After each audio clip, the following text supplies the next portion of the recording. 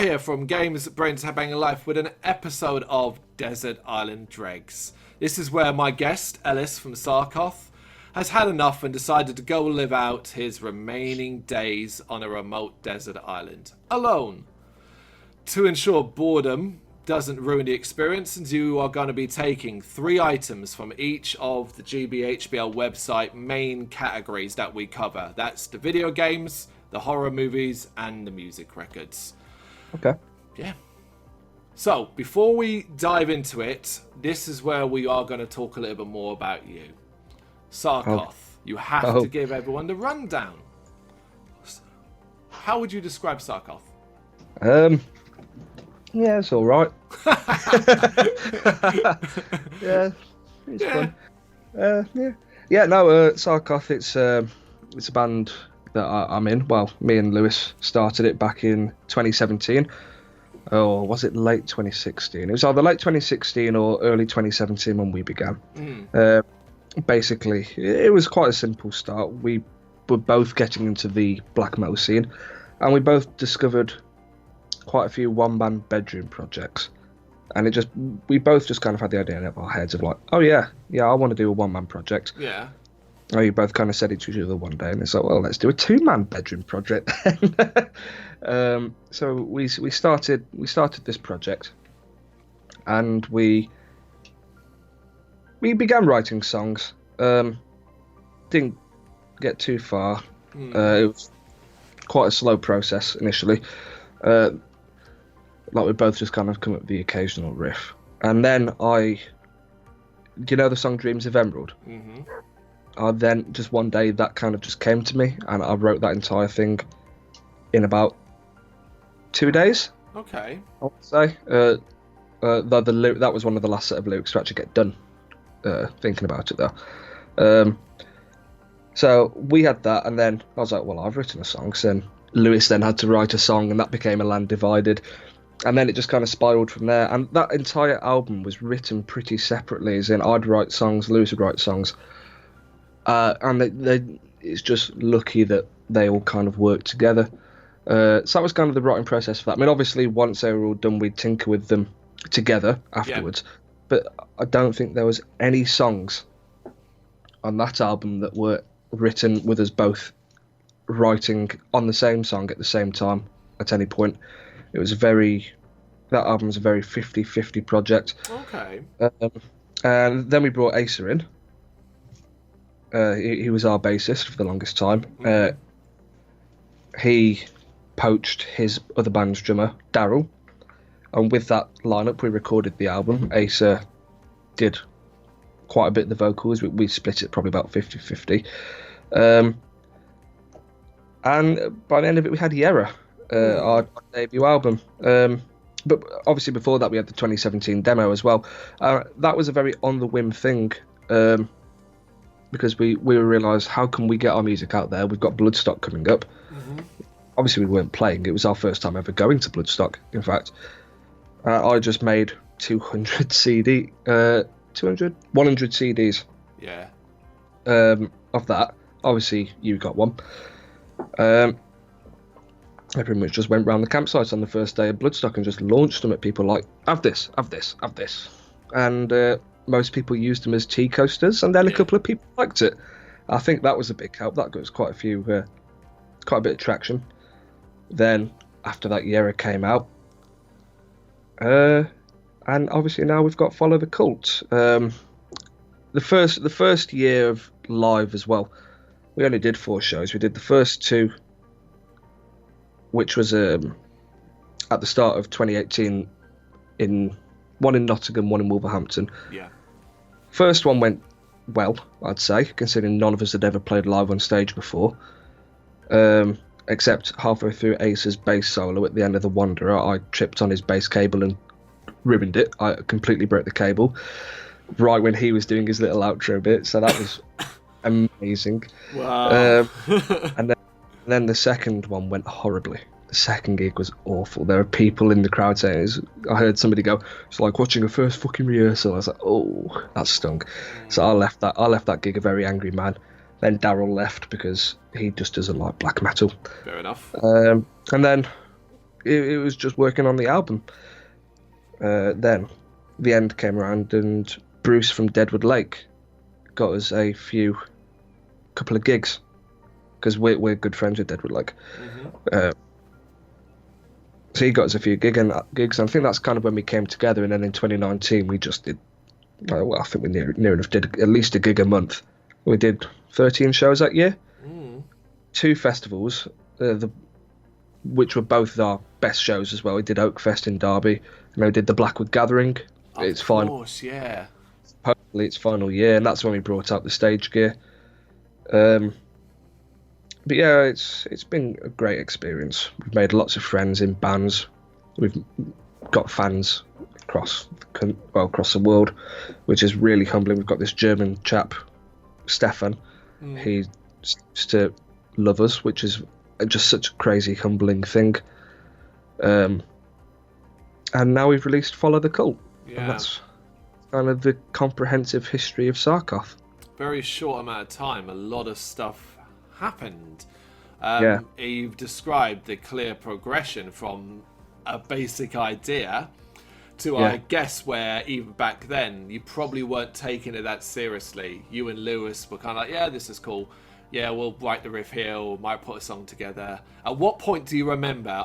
Well, I guess you already said the song, right? Was that the point where you went, okay, time to take this a little bit more seriously?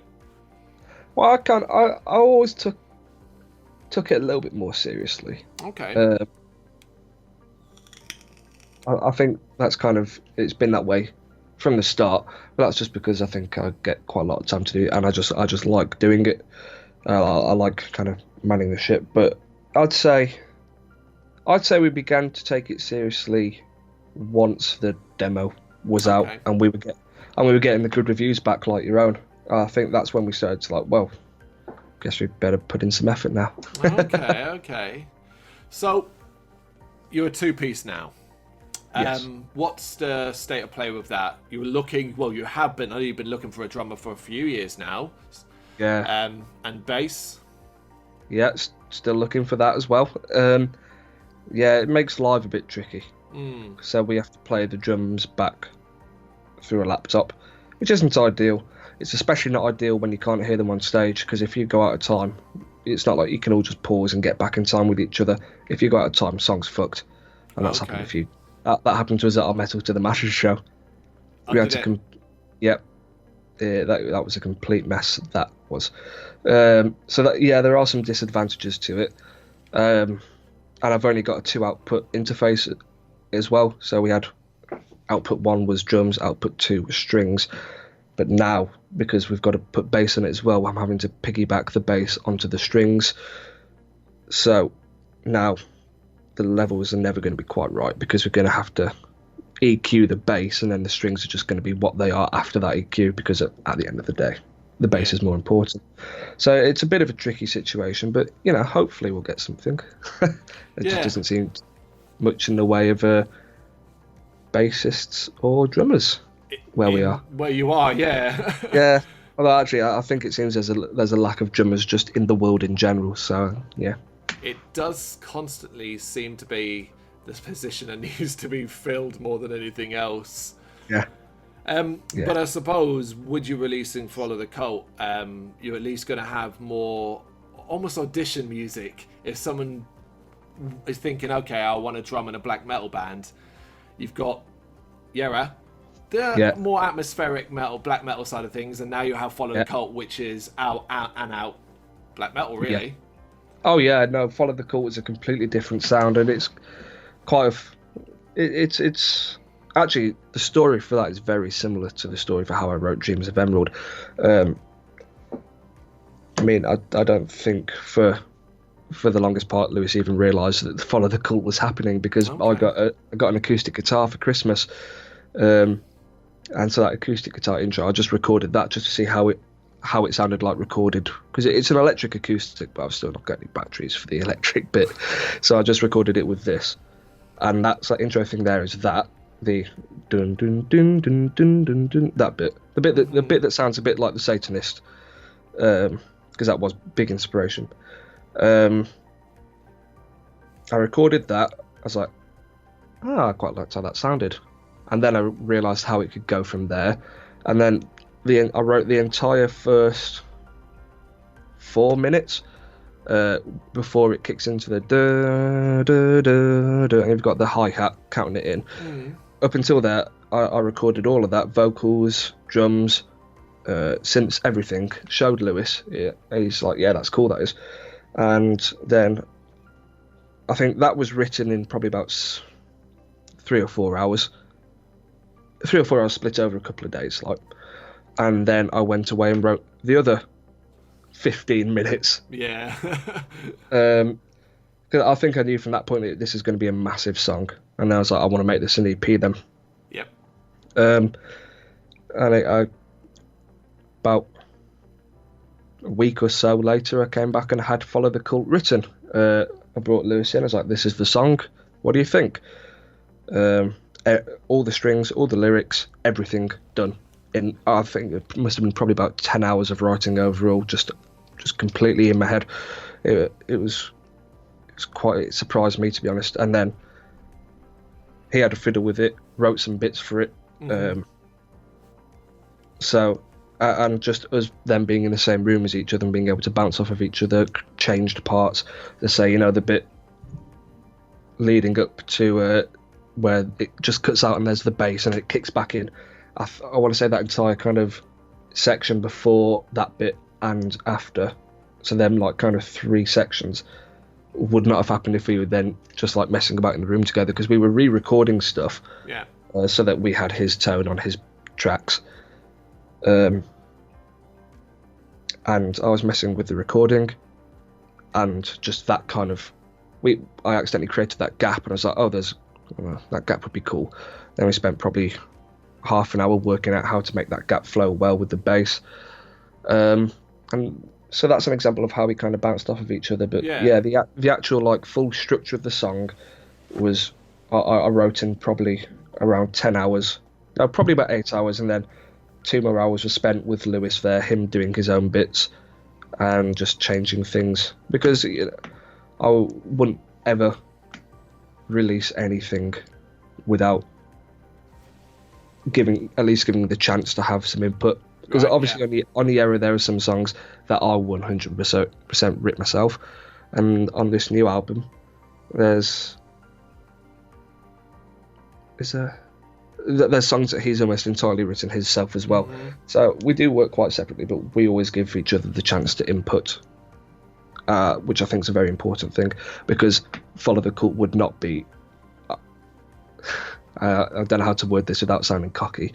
It wouldn't be I've worked out how to word it. It wouldn't be a product I'm as proud of musically now if we hadn't have had that input. Because there were some bits I was like, this is a bit wishy-washy here, and then because we were able to bounce off of each other, we fixed it, and we've got what we have now.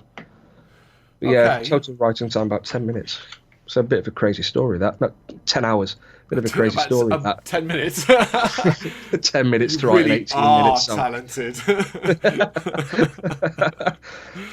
I'm glad you're so proud of it, because ultimately you've got to be constantly moving forward, and it's clear that even if it's a different take on what you do or what you want to do, and it might not necessarily reflect what comes next, it shows you're still learning. Well, yeah, I mean, part of the reason we did it as an EP is because if it was going to sound what the next album sounds like, we might as well just put it on the album. What's the point of releasing it separately, making people pay for this as an individual product, if it's just going to sound like what they're going to buy next? If you're going to do an EP, make something different. No, that's fair. You just chuck a few covers on as well or something. Well, that's what we did for The Wanderer, wasn't it? When that single was released, but I think 17.5 minutes warrants just being on its own. I think if we were to put covers on it, it would almost take away from the EP. It's not needed. You're absolutely right. No. One track, 18 minutes odd long. I literally this morning did another one that was a one track, 16.5 minute, and I don't look at them thinking they're unusual. I think, okay, that's cool. because that's if an EP's 3 tracks long, that's roughly the same thing, but just one. It makes complete sense. Right, we'll continue that a little bit further along, but let's get into what you're taking on the island. We're going to start with the games side first. Okay. 3. Am I allowed to take PC along as well to play them on, or am I just taking the boxes to look at? We're doing the presumption that you have all the kit you need. This is a fully equipped Desert Island. It'd be a PC, a console, the wires, a TV, yeah. Fantastic. Okay, first one, World of Warcraft. See, I knew it was going to be that one, of course. Yeah, why? That was because I started playing that game in probably late 2006, and I've played it nearly every day since. Still? Still every day. Wow. Yeah. I didn't realise it was... I mean, I knew it still existed, but has the player base diminished over the years? Yeah. Really? Yeah, okay. Yeah, in Wrath of the Lich King, it was up at about 12 million. Mm. Then Warlords of Draenor, which was around 2012 time, it dropped to probably 7. Mm-hmm. 5 or 7 million. Definitely not 6. Either 5 or 7. 6 isn't an option.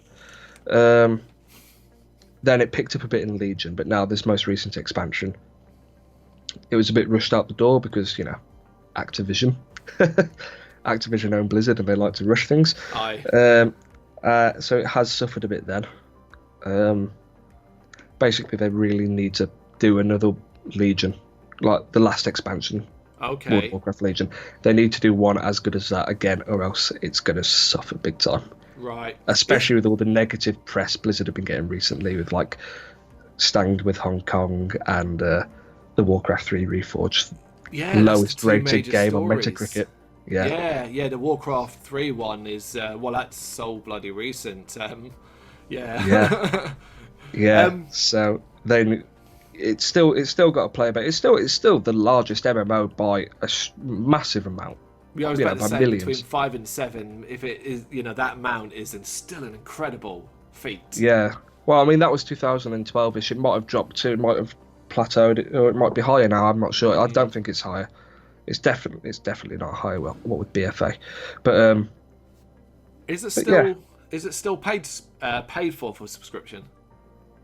Yes, but the free trial has changed. Whereas before you got a 10-day free trial to get as far as you could, you've now got like a restricted trial where you can only like get to level 20.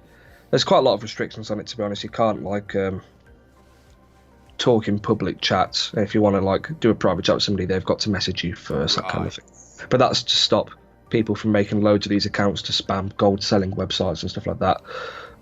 Makes sense. But that trial model is now permanent, so you can have a trial for as long as you want.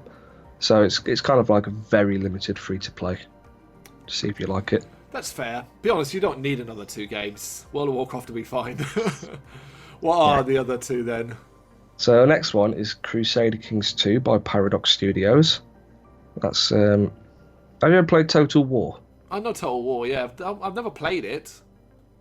It's like that, but also nothing like it, in the sense it's grand strategy on like a massive like near world.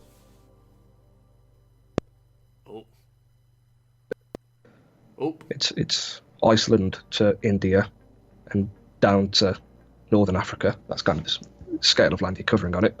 And it's set between like the years of 820 something and 1400s. It's early Middle Ages to late Middle Ages. And instead of like building up massive armies and conquering all about lands, conquering loads of lands, the idea is you have to keep your dynasty alive. So it's almost like a role play game in the sense of you are keeping your characters alive, and it's very character driven rather than army driven. It's great. You can have crazy things happen. You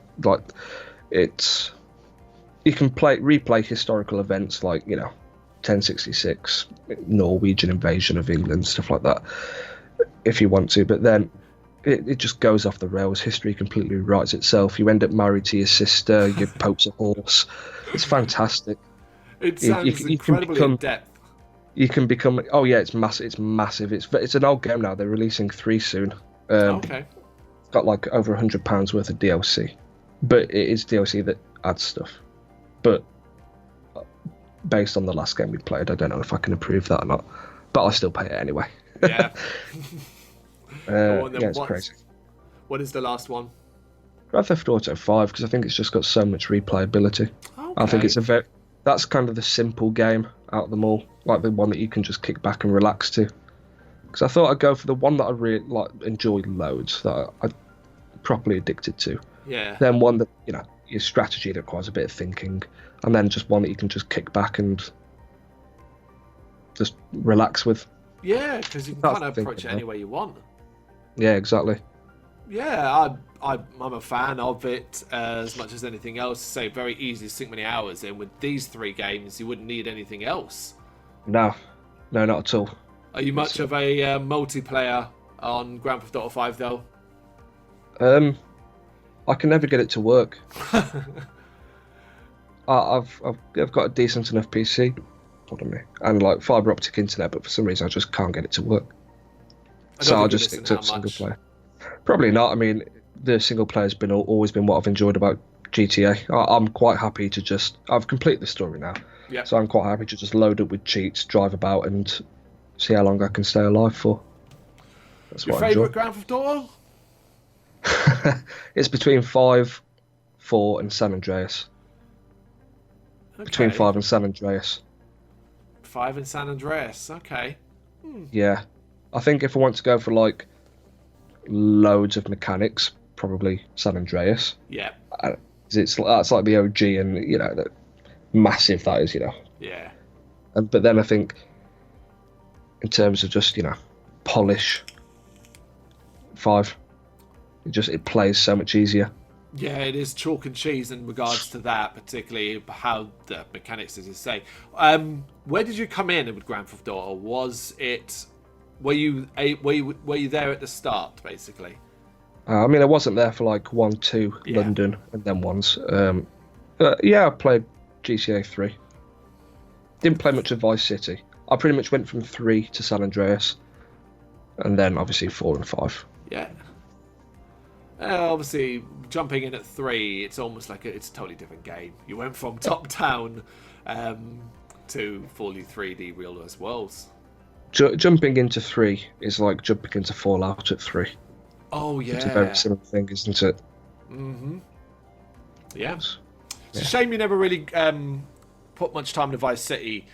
It'd be hard now because it hasn't aged well, but Vice City is my Grand Theft Auto OG. Lewis would say the same thing. Oh, okay. Yeah. He loves Vice City. I love Vice City. So much fun. So, before we get into your horror then, what are you doing now in life in regards to, are you working? Yeah. Yeah? Yeah, I'm working. That was a frustrated sigh. I work. No, I enjoy my job. I do enjoy my job. What do you do? I work in the NHS in pharmacy. So if you need any Calpol, I can smuggle you some. I work in the NHS in pharmacy. I've just completed an apprenticeship in it. Secured myself a permanent job by the skin of my teeth. Yeah. And yeah, that's what I'm doing in terms of work. Since December 2018. So that's a decent chunk of time. That's over 2 years now. Over 1 year. Because obviously December 2019 and is 1 year. Oh, I think it's 2018. Okay, yeah. No, I did. Oh no, of course. Yay!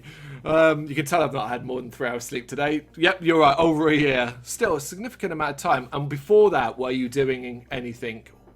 Yeah, I was in retail before that. Oh, I'm working in retail. Obviously, a part-time contract there gave me a lot of time to work on music, and I don't have that anymore. Yeah. Yeah. My days are a lot longer now. A lot more tiring, I take it. Yeah, so that has slowed progress a little bit. Progress is still happening. It's just not. I couldn't spend entire days on it, and then go to work in the evening, and then come back and spend a bit more time on it. What's the reality of being in a band nowadays? You gotta work full time. Yeah, definitely. So you went to college, right? Yes, yeah. Me and Lewis went to college That's where you together. met. Yeah, What did you yeah. study? We studied film. Yeah, we studied TV and film production.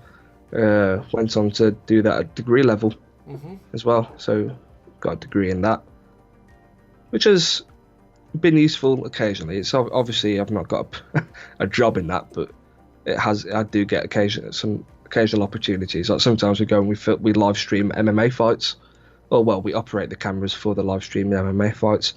So we do that sometimes. In fact, Oh, we're doing really? that. Yeah, we're actually doing that next Saturday, Saturday the 14th. We're doing one, so we do that. Travelled all the way to Kent to do that once. Fuck me, we didn't get home until about 4 in the morning. Oh my God! Wow. Yeah, we're not doing that again. But yeah, so it has brought up opportunities. So it wasn't as much of a wasted degree as I was worried it might be by the end of it, and it funded my music career through the student loan. Oh, perfect. Yeah. But Yeah. then you're suffering the consequences of that now, still, right? Not yet. I don't Not quite yet. earn. I don't quite earn enough to be paying it back. Oh, well, I suppose that's a good thing. Yeah, in a kind of twisted backwards way. Absolutely. So, what would be the ideal career if you could, beyond obviously being a superstar band, would you want to do something that did take advantage of the degree? Yeah, it'd be nice to do. It would be good to do, but it's a very cutthroat industry as well. It's a very cutthroat industry, but then again, I guess so is music. Or at least music on the large scale. It'd have to be something creative. Yeah. Yeah, I mean, as much as I like my job, I hate having a job. I if I won the lottery, I wouldn't quit, but I would definitely reduce my hours. I always, when people say that, if I won the lottery, I'd stay on part time or do a couple of hours here because I wouldn't. Mate, I'd be out the door so quick. I would happily sit and stare at a wall for 8 hours a day if it meant I didn't have to go to work. I think I'd drop down to a shift a week. The music you could fund shows all over the world. You could pay Yeah, people this is to true. love Saarkoth. Yeah, okay, yeah. So let's get on to your horror then. What are you bringing? Okay. First film, Shaun of the Dead. Okay, yeah, right. I mean, it's an incredible movie. I think the problem for me with Shaun of the Dead is that it's one of those overly quoted, overly memed movies that when I kind of see it now, I shudder a little. I think there's a good reason why it's overquoted, because it is a fantastically funny film. Fair enough. I'm not going to say it's got its scary moments, because it's not much of a horror, but I thought, you know what, it's got zombies in, and your logo has that zombie lying on your hat. Yep.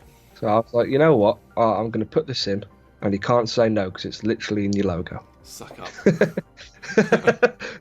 No, I mean, zombies have been... Although I wouldn't call myself a fan of zombies horror nowadays, that's purely because modern zombie horrors are the fucking worst.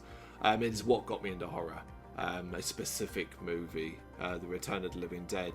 I love Shaun of the Dead. I'm a massive... Do you like Spaced? Do you know Spaced? Simon Pegg's early TV show? No, but I do know Big Train. Oh, okay, yeah, of course, Big Train. It's very early TV show. Very. But no, I never watched. I've been recommended it a lot of times. Mm-hmm. I just forget to.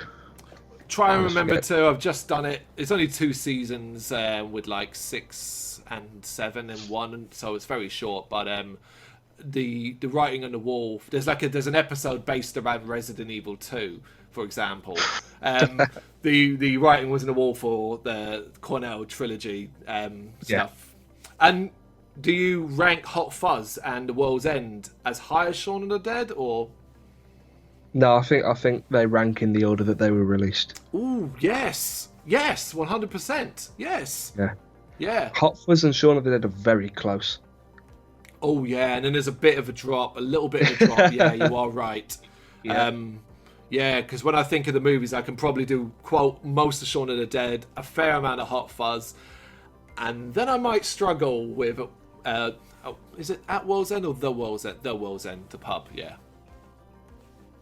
At World's End was Pirates of the Caribbean. that's wasn't right. It? It was. Yeah. What was I gonna say? Yeah, I think the only quote I can remember from The World's End was "Fuck off back to Legoland, you prick." At the end. It is a fantastic quote. It needs context, but yeah. Yeah. All right, what's your second one? Aliens. No, sorry, Alien. Alien. Sorry. Right. I was just about to say, you do mean the action sequel, but no, you mean the original. Okay, cool. Yeah. Yeah, because, I mean, just like some of the stories behind it, like, the cast not knowing that the chest burst was going to come, stuff like that is just fantastic, and it's a properly tense film, and it holds up. A lot of movies, a lot of horror movies, I think, kind of age, but I don't think that one does. I think I 100% agree. Are very, very good. It's hard to believe that was released in 1979 when you watch it. Yeah, I mean, I just wonder how they even did the chestburster scene without anybody realising what was about to happen. I couldn't even fathom how they would do that. It all makes you wonder, are they all telling the truth here, or is it one of those, well, look, it's a good story, so let's all stick to the script? I think it has to be, because, like, they'd have had to have seen the crew put it up a shirt, wouldn't they?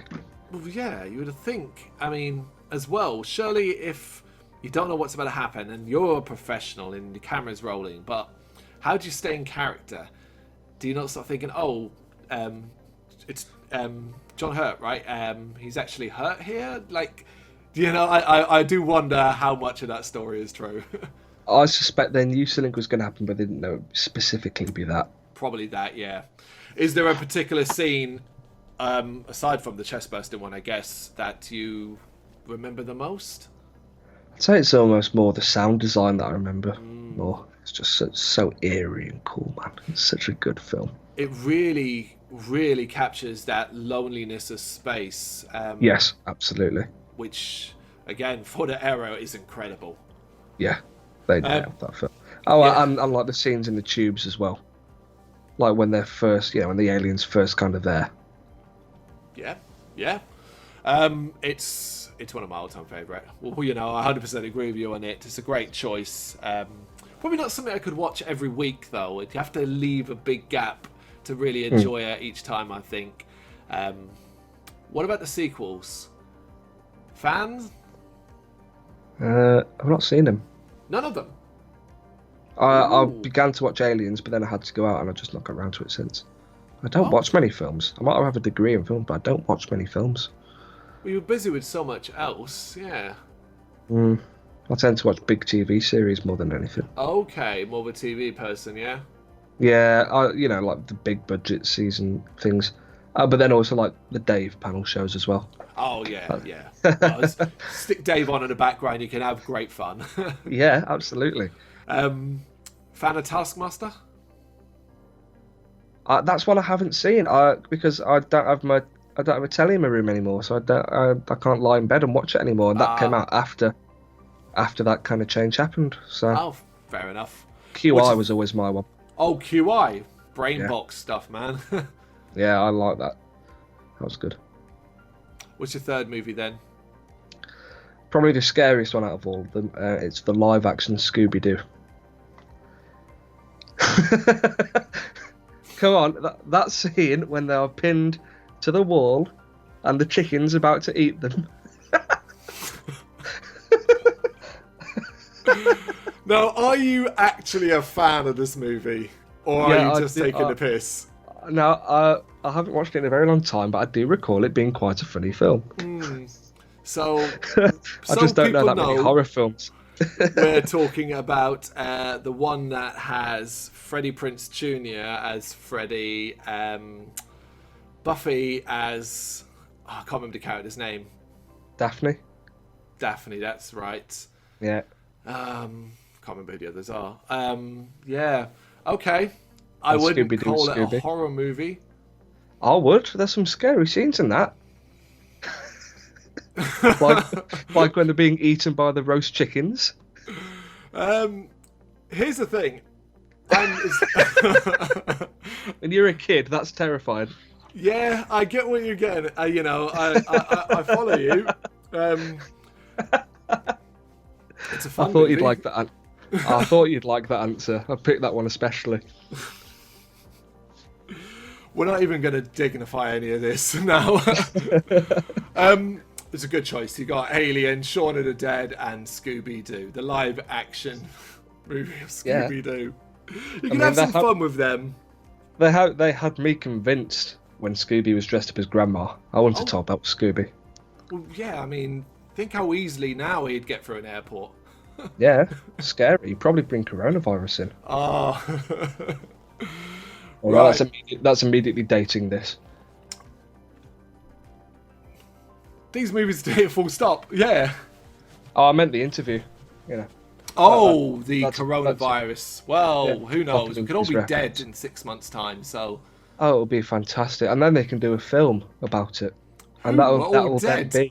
be. Well, somebody will make a film about it. They'll manage. They'll find a way. Hollywood always finds a way. Maybe it'll be Bollywood. Oh, Don't even think- better.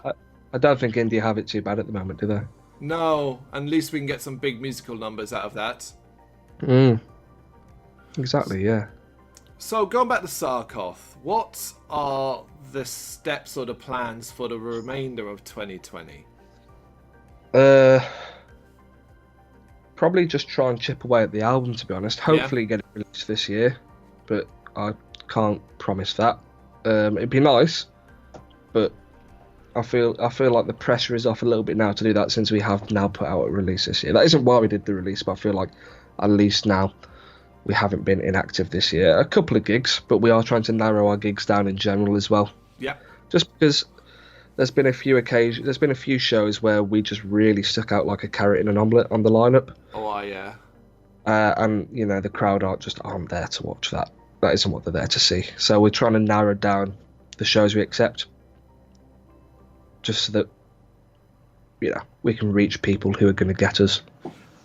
It makes sense. People will tell you, oh, take every gig that comes your way and so on, but you're a black metal band, and if every other band on that happens to be deathcore, they're not there for you, and you're not gonna get good feedback, in a sense, useful feedback.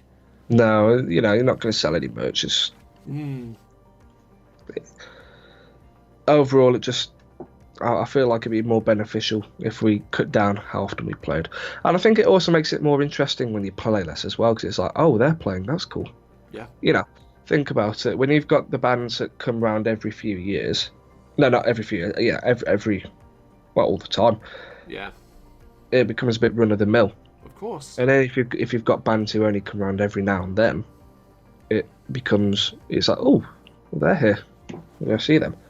I feel like it might just add a bit more weight to the shows.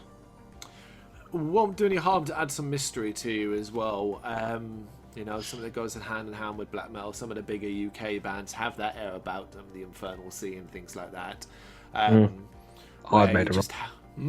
made a right twat of myself at one of their shows. How? Alcohol. Oh, okay. Well, alcohol makes the worst of all of us. Yeah. I've been there. Yeah, I nearly fell asleep on the monitor, trying to Okay. balance myself. My glasses fell onto the stage, and in my infinite wisdom, I reached across the stage to grab them. And then I accidentally knocked over one of their candles. Safe to say, I did apologise in the morning, and the candle wasn't damaged. But I'm probably going to apologise again, because if we play with them again, Yeah. I will apologise face to face as well. But yeah, I made a bit of a tit myself that night, and now I don't drink as much. Oh, okay. So you kind of felt like you needed to cut back? Yeah, and yeah, Feel better for it? yeah, my wallet feels better for it. So what do you do then? You're considering when you're not working, you're not doing music, you're not playing Warcraft. What else goes on? If I'm not doing one of them three things, I'm almost certainly asleep. Okay. Or I'm like at the pub with some friends, just chilling out. I mean, because of my long hours, it's not even that the shifts are long, it's just the commute that's involved makes it long, because I don't get a lot of time to do much else outside them things. So, you know, if I'm not doing that, I'll be socialising at the pub. And so in your local area, you have your friends close, it's that kind of thing, you haven't got to travel far. Is it very localised? Yes, yeah. It's Lewis who has to do the travelling.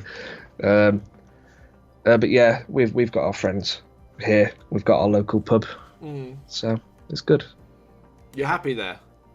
Yeah. I don't see myself moving from the area anytime soon. No. That's fair enough. Right, your 3 records then. Bring them out. Okay, so I actually changed to these last minute when I was just flicking through, but I'll start from the top. Okay. Winter Filleth, The Mercian Sphere. I think this album was a massive influence to me as a songwriter. I think it's their best album, man. I mean, it's just some of the songs on it are absolutely fucking fantastic. You know, it's got A Valley Thick with Oats, it's got the re-recording of Defending the Realm, The Wayfarer. All of them tracks absolutely killer, I think. I mean, not that any of their albums aren't absolutely killer. It's always very small margins. You know, even the acoustic folk one, that's fantastic as well. But this one really grabbed me, and it's definitely the one I listen to the most. Must be excited for the new album. Yeah, I pre-ordered that like 60 quid box. I say I pre-ordered it. It's a birthday present that I'm putting money towards. Right, yeah, that's the way. Yeah. So yeah, that's pre-ordered, and I'm hoping I got in the first 50, so I get a slip mat. Oh, nice. Fingers crossed. Yeah. Fingers crossed. Second one? Yeah. Second one is Altars Final by Crow. Yeah, Altars by Crow. This wasn't going to be on it originally, just because I forgot. But then I remembered that this is absolutely one of my favourite albums. Right. I've got it 6 times. I've got 6 copies of this album. two CD copies, a black vinyl, an orange splatter vinyl, and 2 test presses. So I've spent a lot of money on this album. It's absolutely my favourite Doom album. It's fantastic. It's the band I've seen most live out of any bands, and I'm just kind of gutted that it all fell apart. Yeah. Because they were going places, but such is the way.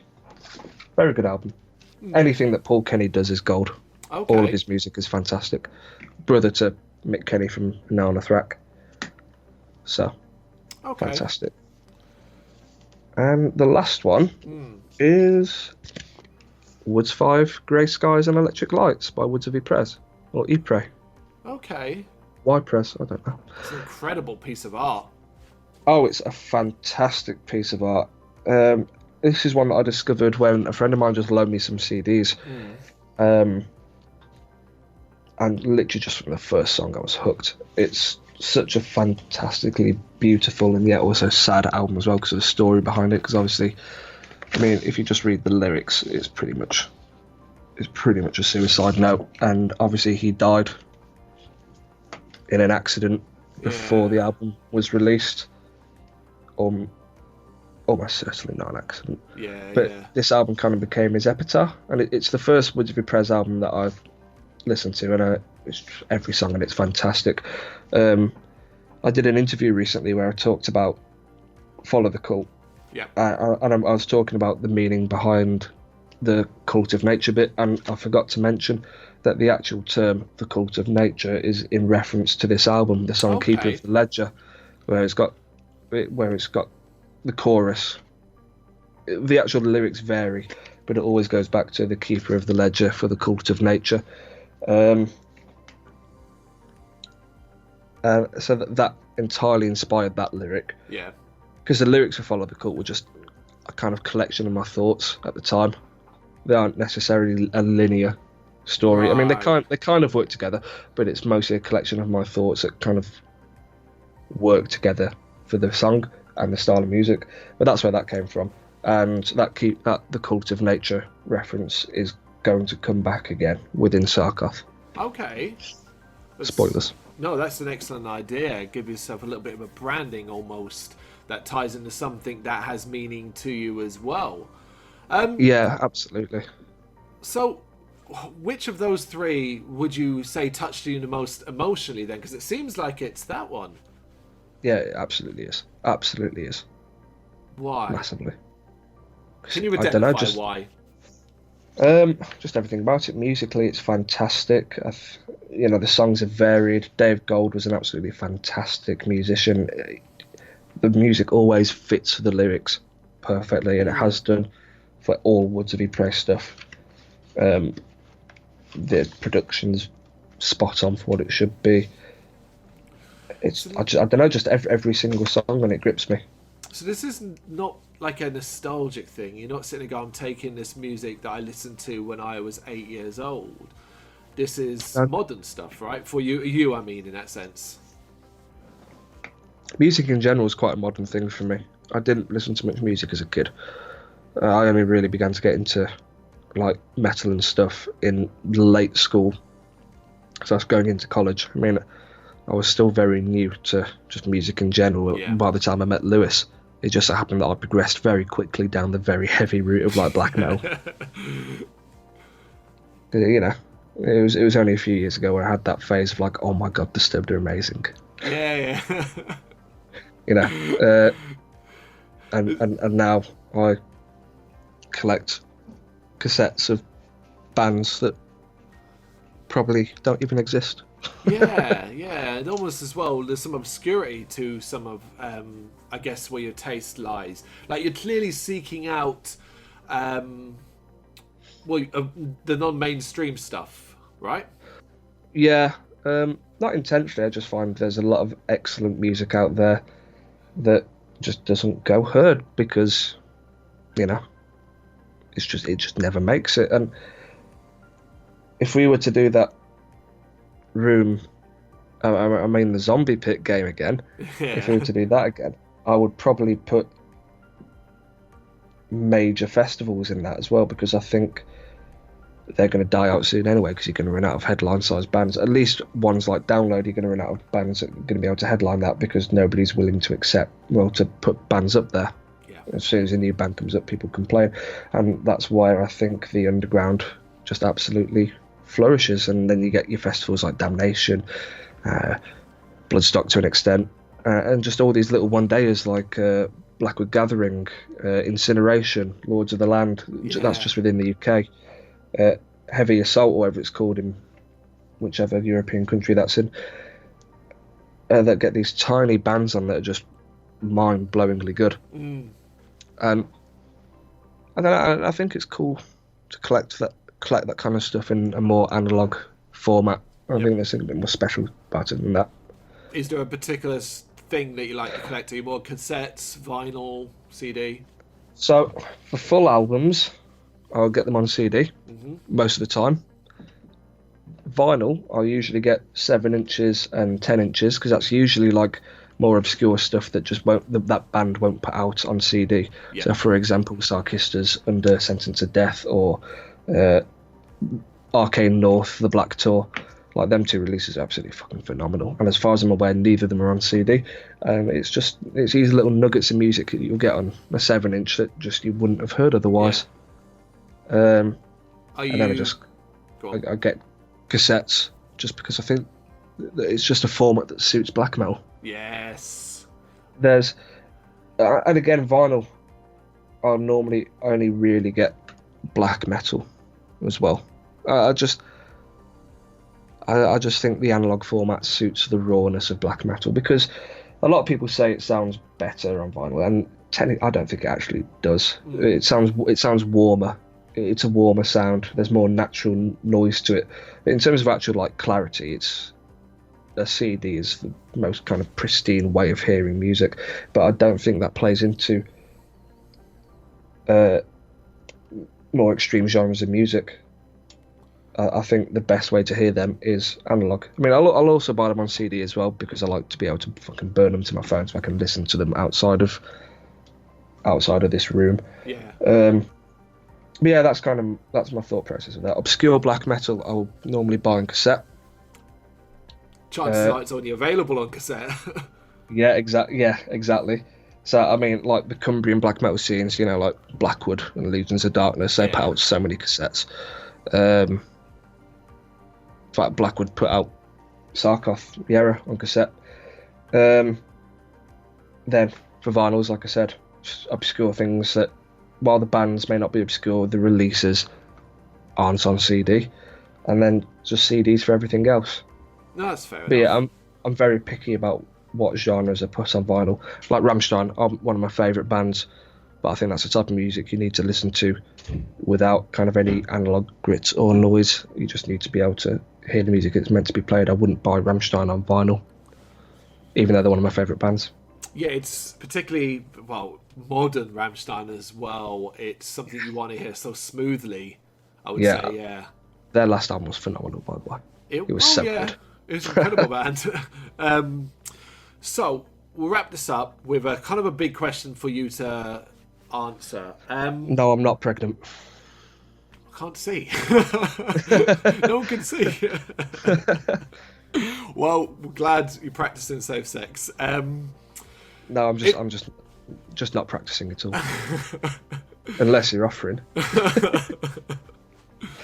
If you could change something within the music industry, something significant that would change the direction we're heading and fix a lot of the problems, and it's an enormous question, so you can give it in as many parts as you want, what would you do? This is probably going to add another 10 minutes on.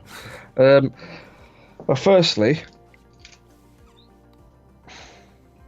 stop having cover bands get fucking hundreds of quids for gigs in pubs that attract, you know, I understand why they do, because it fills rooms. Yeah. Okay, not necessarily stop giving cover bands so much money, but just, if I could change anything, have people go out and listen to original music instead of just being stuck in this little time bubble of AC/DC and Iron Maiden and stuff like that, because these cover bands are good. You know, I've been and seen some.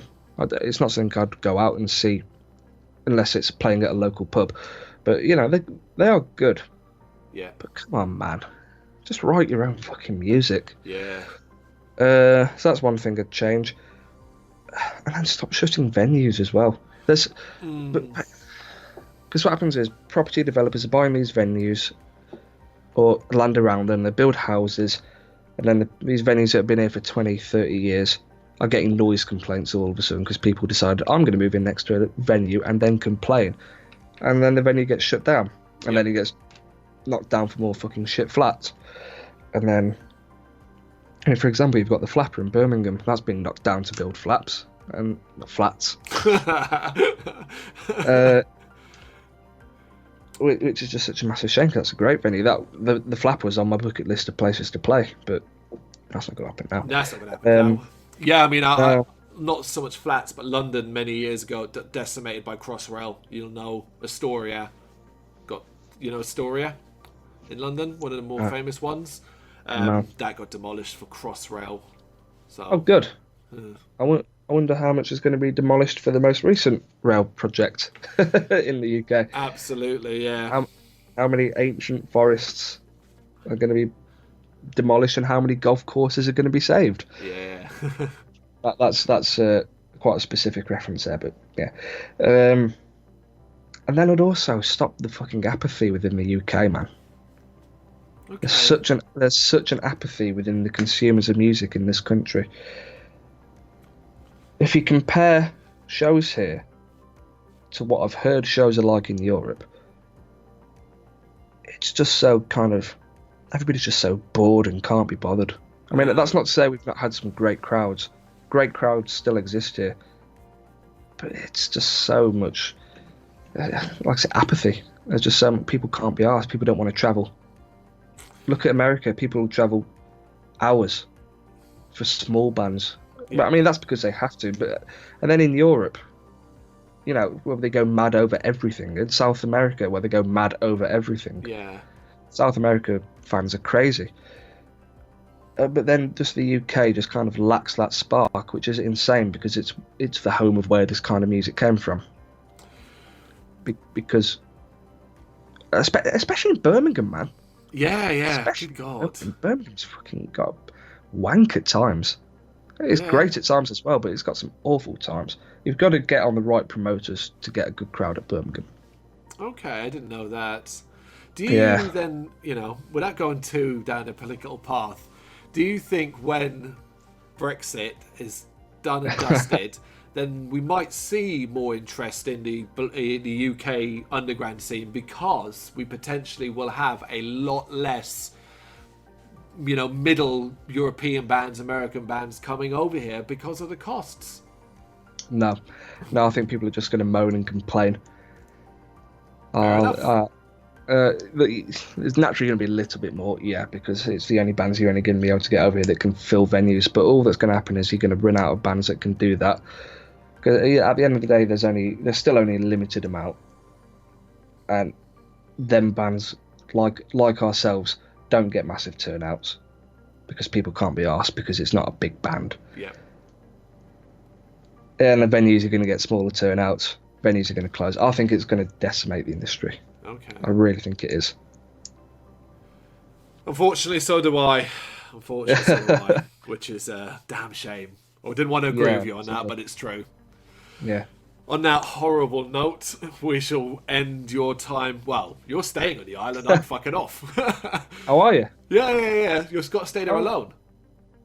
What? Oh, right. Okay. Sorry, I thought you meant the UK then. No. Oh yes, yes, the desert island. Yes, the desert island. You have your games, you have your horror, you have your Scooby-Doo, and you have your albums. Yeah. Have fun. Yeah. I will do. And I'll especially have fun with the. I'm going to film myself watching Scooby-Doo and send it to you. Oh God! Thankfully, hopefully, didn't it cut out. Ellis, thank you very much for taking the time to do this with us. It's much appreciated. It's been a pleasure. Brilliant. It's been a pleasure. Thank you very much for watching. You can check us out on gbhbl.com as well as on Facebook, Instagram, Twitter and Tumblr. Go to Patreon to help us out over there. That's patreon.com/gbhbl as well as Big Cartel where you can find some of our merchandise. We have a podcast running on SoundCloud and Apple Podcasts. And of course, if you like this video, do us a favour, hit the subscribe button and help the channel grow. Games, horror and heavy metal. What else is life for?